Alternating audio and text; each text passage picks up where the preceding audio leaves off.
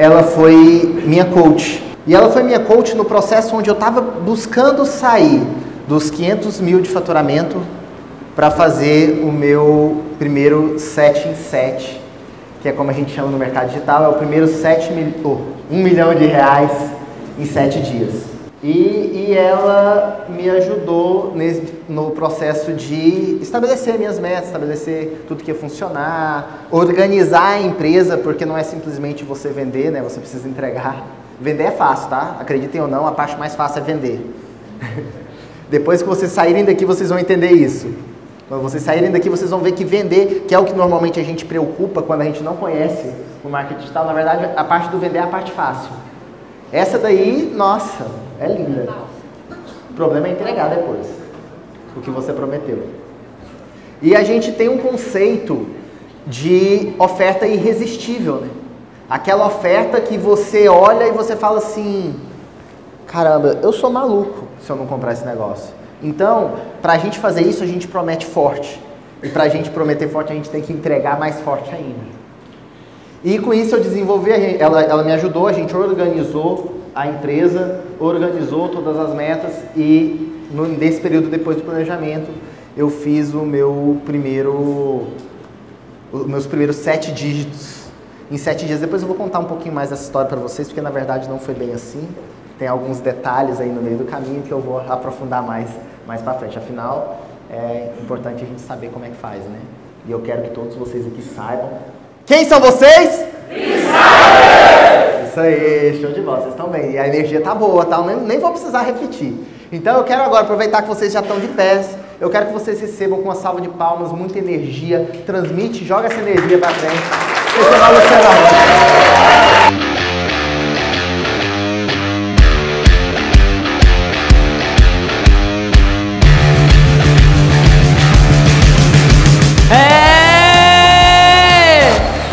Gente, vocês lembram? Quem que estava aqui no passado? Levanta a mão pra mim, vai. Poucas pessoas estavam aqui no passado? Nossa, quase ninguém. Quem é que chegou já a ver alguma palestra minha do ano passado? Alguém viu aqui? Bastante pessoas. Então vocês lembram de que eu vinha no passado para falar do Flow? Vocês lembram disso, né? Quem estava aqui? Tá, então esse ano, quando eu conversei com o Fagner para pensar no meu tema, eu quis trazer uma coisa diferente, mas que tinha um pouco a ver, de novo, com o tema de alta performance, porque, no final das contas, é isso que o Freesider fala, né? A gente tem que ter alta performance para poder virar um Freesider e para poder ter resultado.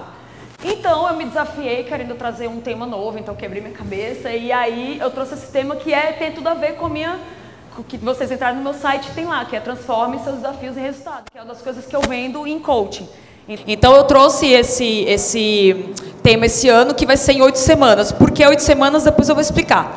Então eu quero que vocês prestem bastante atenção, mas eu vou pedir bastante a ajuda de vocês, porque quem já me viu no passado sabe que eu fico chamando. Quem não falar, eu vou apontar e chamar a pessoa, então não adianta ficar com timidez, que eu chamo mesmo. Tá? Então, pra gente começar, eu queria entender o seguinte. Quem é que aqui acha que transforma os desafios em resultados? Levanta a mão. Espero que não.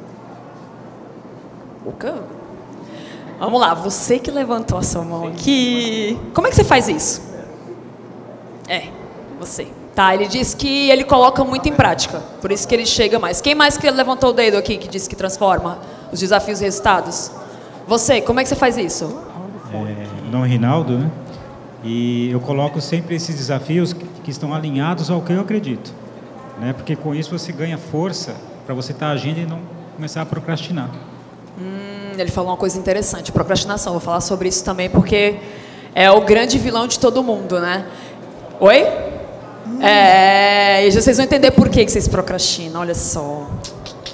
E quem mais? Quem mais que quer dizer como é que faz isso? Porque eu tive que entender como é que faz isso, né? Para poder falar, e também porque eu trabalho com isso há muito tempo.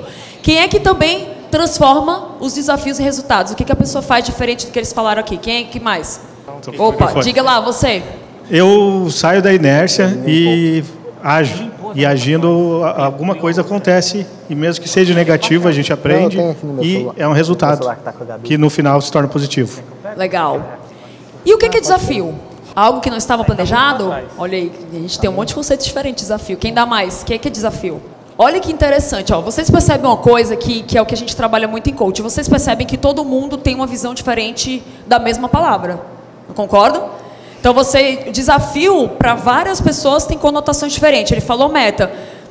Depende da meta. Pode ser que a meta seja fácil. Para ela ser desafiadora, ela tem que ser smart. Aí eu concordo com você. Mas nem toda meta é desafiadora. E nem tudo que está diferente é desafiador. Então, o que raio que é desafio? Quando é que em coach a gente fala em desafio? Quem é que arrisca a melhor nomenclatura para desafio quando a gente está trabalhando coaching? Vai, você. Boa, gostei. Sair da zona de conforto. Oi? Opa, gostei. Ela falou alguma coisa difícil de fazer. Vocês estão perto do que eu vou falar aqui. É isso mesmo. Olha, você que levantou a mão, ele ali atrás. De óculos. Faltou só a caixa Oi? de som, né? Mudar hábitos. Mudar hábitos. Tá vendo?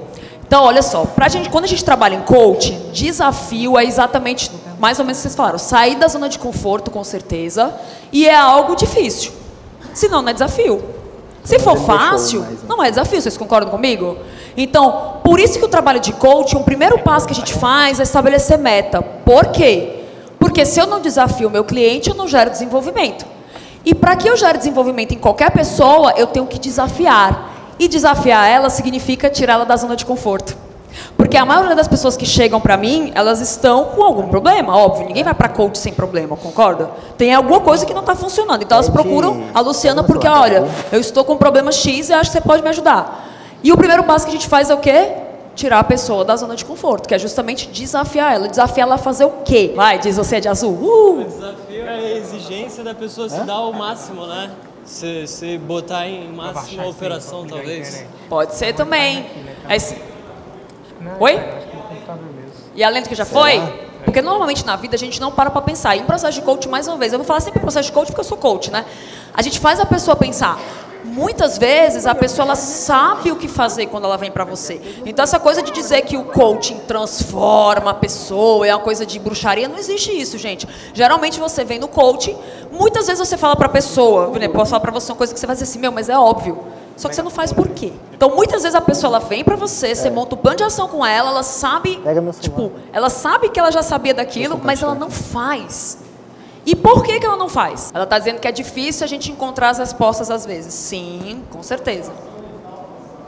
Como? Isso, pode ser isso, boa. O que mais? Medo, gostei. O que mais? Crença limitante, o que mais? Isso aí, tudo que vocês falaram. Tudo. É isso aí. Então, muitas vezes, as pessoas falam pra mim, que, tipo, é óbvio, ninguém fala, eu não vou falar nada pra vocês, assim, talvez tenha algumas coisas que eu vou falar pra vocês que vocês não viram, mas, assim, não é nada receita mágica, entende? Então, o que é que eu vou fazer pra vocês aqui? Eu vou falar pra vocês como é que eu trabalho meus processos de coaching de forma geral, pra vocês entenderem como é que vocês podem incorporar isso pra vocês e vocês fazerem esse auto-coaching. Pra quê? Pra justamente em 8 semanas vocês conseguirem pegar um desafio de vocês e conseguir ter um resultado, ou seja, que vai ser o que você vai escolher, porque assim, não é o coach que dá a meta, é o cliente que dá. Então, cada um vai ter sua meta aqui e a ideia é, eu vou ensinar os passos que você vai ter que fazer para poder você sozinho sair daqui e você conseguir fazer um auto-coaching que não precise de mim. E aí vai depender muito de vocês, porque a receita vai estar mais ou menos aqui. Óbvio, claro, é evidente que uns vão ter um conhecimento mais exacerbado de algumas coisas, como outras pessoas não, principalmente no quesito autoconhecimento. Então, quem tem o melhor autoconhecimento se dá melhor com técnica de coaching, óbvio. Quem não tem, a gente tem que primeiro fazer um passo antes, que é para poder gerar esse autoconhecimento, tá? Então, assim, eu provoquei vocês aqui, vou jogar de novo. Já fiz a pergunta. Agora, assim, ó, quem é a pessoa que não consegue, de forma alguma, pegar um desafio e transformar ele em resultado, o que ela faz que ela não consegue? Por que vocês acham que ela não consegue dar o next, sabe? Ela tenta e ela não tem resultado. Ela pega aquela coisa difícil, ela não consegue transformar, simplesmente ela para e ela não tem um resultado. Por que ela não tem resultado? Conta histórias para... Boa, ela está dizendo que as pessoas contam histórias para poder justificar e se sabotar. Boa, você. Autossabotagem. O que mais? A qualidade das ações dela. Oi? A qualidade das ações. Qualidade o quê? Ruim? Agir não quer dizer que você esteja certo. Boa. O que mais? Oi? Boa, também. O que mais? Vamos ver se alguém chega perto do que eu quero dizer. O que eu achei, você Hã? deu uma enrolada no final. Também. Você falou coisa mais ou menos pertinho do que eu vou falar hoje também. Resiliência, sim. Também, procrastinação. Procrastinação é consequência de alguma coisa. Mas você chegou bem perto, oi? Não sabe o que pegar o jeito aí, ó. Não sabe o que quer também. Tá, Isso, não tem uma meta clara. Pode falar. Pegando no tranco. Clareza. Tudo que vocês falaram, tudo eu tô achando ótimo, que vocês estão super bem aqui. Mas o que você falou é muito interessante. O que as pessoas elas não sabem é mensurar o resultado das ações. Quem é que para aqui para analisar o que funcionou e o que não funcionou de uma ação? Você faz? Beleza, bonitinha. Então você faz o certo. Porque geralmente o que a gente faz? A gente tem uma meta. Por exemplo, o Fagner, quando me procurou, ele falou assim: eu quero melhorar a performance da minha empresa, bababá. A gente estabeleceu a meta lá do 1 milhão dele para o lançamento. E aí, a gente foi trabalhar o quê? Plano de ação? Pode só vai passar para ele. E quando a gente foi trabalhando o plano de ação, a primeira ação a gente vai e checa. E aí, o que funcionou e o que não funcionou? Do que funcionou, lindo, vamos continuar a mesma ação e melhorando ela para aprimorar. E o que não funcionou, a gente tem que o quê? Aprender. A gente tem que ter o que não funcionou, então é o que eu vou fazer de diferente. Se não funcionou, logo eu preciso fazer algo diferente. Então, essa é a diferença de muitas vezes a gente vê que as pessoas elas não conseguem parar para poder fazer uma análise. É o que eu chamo de rodar o velho ou o PDCA. Quem conhece o PDCA aí, entende de melhoria contínua, vai entender o que eu estou falando. Que eu também vou falar um pouco sobre isso, só para vocês não ficarem no escuro. Mas a ideia é essa: eu vou colocar uma ação em prática, eu tenho que mensurar ela, se ela funcionou ou não. Se ela funcionou, eu estou no caminho certo. Se ela não funcionou, por que eu vou continuar fazendo se ela não está funcionando? E tem gente que fica batendo, fica continuando com o mesmo comportamento, com a mesma implantação, que ele não funciona. Não, se você continuar assim, vai para onde desse jeito? Por que você está tentando incessantemente a mesma coisa, se você já está vendo que está dando resultado? Em vez da pessoa parar e pensar assim: mas peraí, o que eu não estou fazendo? Ou o que eu posso fazer diferente? Quais as outras formas de fazer a mesma coisa? O que eu não estou vendo? Sabe, em vez da pessoa explorar aquele problema ou aquele desafio que está na frente dela, ela continua fazendo a mesma coisa. Por isso que às vezes, muitas vezes, a pessoa não tem resultado. Ela não tem resultado porque ela não está mensurando, porque ela não está tentando forma diferente. É o que eu sempre falo: a gente precisa aumentar o repertório comportamental. Quando eu digo repertório comportamental, vocês têm que entender que é mais ou menos assim: eu tenho que aumentar meu leque de ações, eu tenho que aumentar o meu leque de treino de solução de problemas, eu tenho que aumentar a emissão de comportamentos diferentes que eu tenho, porque nada mais nada menos do que o coach é um processo de desenvolvimento. Tem muita gente que fala assim: o coach é levar do ponto A para o ponto B. Não é só isso. O coaching não é só isso. Eu posso levar uma pessoa do ponto A para o ponto B e muitas vezes não ter desenvolvido nada nela. E aí não é coaching. O coaching, ele é um trabalho de desenvolvimento de comportamento. A pessoa tem que entrar no coaching e tem que sair com algo desenvolvido. O que, Luciana? O que ela estabelecer. Pode ser, no caso do Fagner, acho que a gente trabalhou execução, eu acho, alguma coisa assim. Então, cada coach faz alguma coisa, execução, organização, enfim. E a gente escolhe a meta com ele e ele vai desenvolver isso durante o processo. Então, ele pode muito bem, o Fagner poderia muito bem ter chegado ao 1 milhão dele, mas não ter desenvolvido nada. Então, eu não teria feito o meu trabalho bem feito. Porque o trabalho do coach é desenvolvimento. Por isso que eu vou bater muito nessa tecla aqui com vocês, tá? E aí, eu quero falar sobre 3 coisas muito importantes, que assim, ó, isso daqui que vocês podem ver, vocês podem dizer assim, é óbvio, eu também acho que é, mas parece que não é. Antes de você trabalhar uma meta e querer resultado, você tem que fazer essas 3 perguntas. Primeira coisa, alguém falou aqui, ó, qual é a meta? Você quer ter resultado, mas qual é a meta? Você quer ter resultado aonde? Para onde que você está indo? Primeira coisa, estabelecer uma meta, porque se eu não tenho uma meta, com certeza, minha filha, as minhas ações vão ser tudo zoadas, assim. Tem que ter um norte. Então, primeira coisa, qual é a meta? Depois que eu entender qual é a meta, eu tenho que entender o segundo ponto. Por que ela é importante? Se eu traçar uma meta se eu pego o meu cliente, eu traço uma meta com ele e eu não tiro dele por que essa meta é importante, ou seja, qual é a relevância na vida dele, aí ele não tem consistência. Por quê? Porque o que é que eu vejo nos meus processos? A pessoa vem, entra no processo e começa a agir, começa a ficar feliz. Vocês vão sair daqui todos e vão começar a colocar tudo em prática aqui. Sai aquela energia, o pique do Brasil, depois um mês, aí depois sobe de novo, aí depois, ou seja, o que eu chamo de efeito montanha-russa. Por que as pessoas não têm consistência muitas vezes? Porque justamente não sabe a relevância da meta, por que a meta é importante. Então, quando você entende por que ela é importante, é ela que te energiza. Eu vou dar um exemplo para vocês. O que fez eu ontem acordar, tipo, de ontem para hoje, acordar 3h15 da manhã para vir para cá? Para dar uma palestra? Não, essa é a micrometa. não é dar palestra só. A palestra ela está dentro do meu processo de estratégia para uma meta maior que eu tenho, que eu faço todo ano.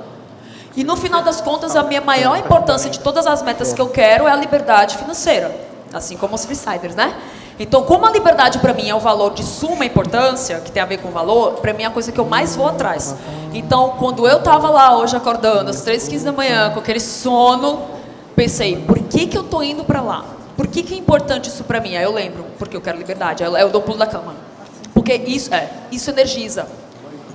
E você tem que ancorar, e não pode ser um monte de relevância de meta. Não pode, Luciana, pois então eu quero liberdade, eu quero isso, eu quero aquilo. Não pode ser também um leque de milhões de coisas, senão você não tem foco. Você tem que sempre pensar, por que isso é importante? Isso energiza você.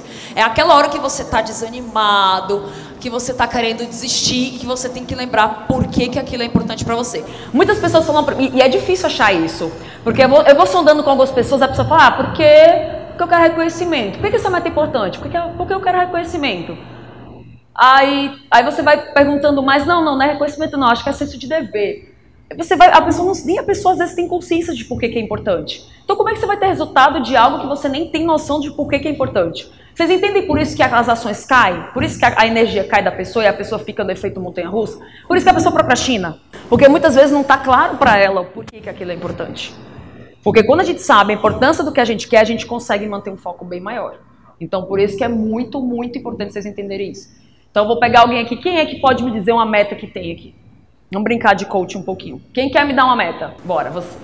Você hoje mandou uma mensagem pra mim, não foi? Que bonitinho. Qual é a sua meta? Não. Lançar seu infoproduto? Valeu. Bom, já falou coisa que não ainda não. Por que é importante? Então, assim, porque eu vou ajudar mais pessoas a chegar no resultado. E o quê? Que é o que o produto dele vende. Tá, mas por que é importante ajudar outras pessoas? Ele está dizendo que é porque é o valor dele. Por que é importante você compartilhar com as pessoas isso? Olha, a gente não chegou lá. Por que é importante os feedbacks que você recebe? Por que é importante você ajudar pessoas? Por que é importante você compartilhar tudo que você sabe com as pessoas? O que você sente? Quando você pensa assim, nossa, caramba, eu estou ajudando as pessoas estão me reconhecendo, o que você sente? Vai. E quando você está se sentindo com missão cumprida, como é que você fica? Vai, traz sentimento. Tá, e qual a importância disso na sua vida? O que é que isso preenche? O que é que isso fecha? O que isso mata no seu quebra-cabeça? A euforia é isso.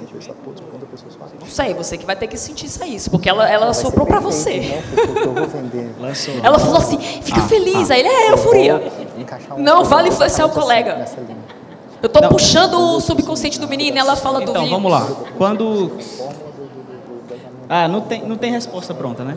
Quando bate a coisa da missão, o sentimento que está sendo cumprida, o sentimento que vem é tipo alívio. Tudo aquilo que eu vinha construindo faz algum sentido para alguém e vale a pena por esse sentimento.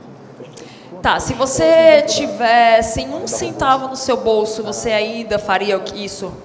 Se fosse de graça, você ainda faria isso? Com certeza, porque disso que eu estou falando, eu comecei fazendo de graça até perceber que haveria a oportunidade de criar um negócio a partir disso. Isso te faz acordar todos os dias, mesmo quando você está triste? Imagina que tem dia que você tá assim, caraca, eu acabei com o namoro, tô brigando com o mundo, tô devendo um monte de boleto na minha vida. Isso faz você levantar ainda assim, vou ganhar o mundo porque eu quero ajudar pessoas. Cara, quando eu faço isso, que vem esse sentimento, vale a pena fazer, seja o meu mundo e a minha vida pessoal, esteja bem ou esteja mal, vale a pena. Eu acredito nele agora, que eu preenchi. Vocês entendem como é difícil? Ele falou, mas ele não tinha chegado no que é importante para ele. Aí quando eu vi agora os olhos dele brilhando, quando ele falou dessa missão, para ele é importante. E cada um tem a sua. Às vezes a pessoa tem uma missão que é externa e tem pessoas que é uma coisa que é interna.